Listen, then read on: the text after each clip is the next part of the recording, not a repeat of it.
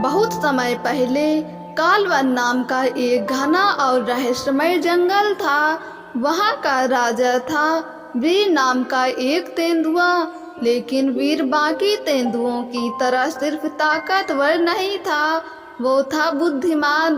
वो शिकारी के जालों को सूंघ लेता, इंसानों की आवाज़ों से उनके इरादे समझ जाता और यहाँ तक कि जंगल के बाकी जानवरों को भी सिखाता था कि कैसे बचा जाए।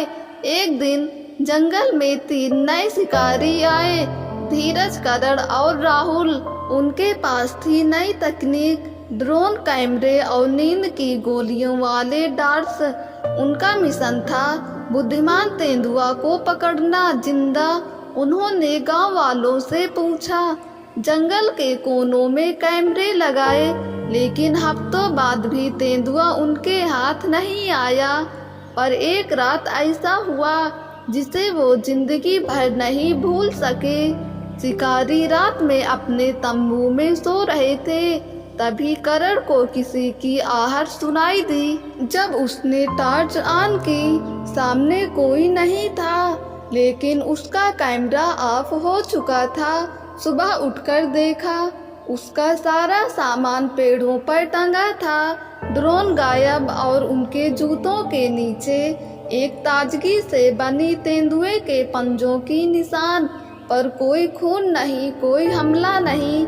वीर ने एक एक करके उनके हथियार छीन लिए। जहां वे जाल लगाते, वहां एक नकली तेंदुआ दिखता, मिट्टी से बना, पत्तों से ढका। राहुल ने कहा, ये तेंदुआ हमसे खेल रहा है।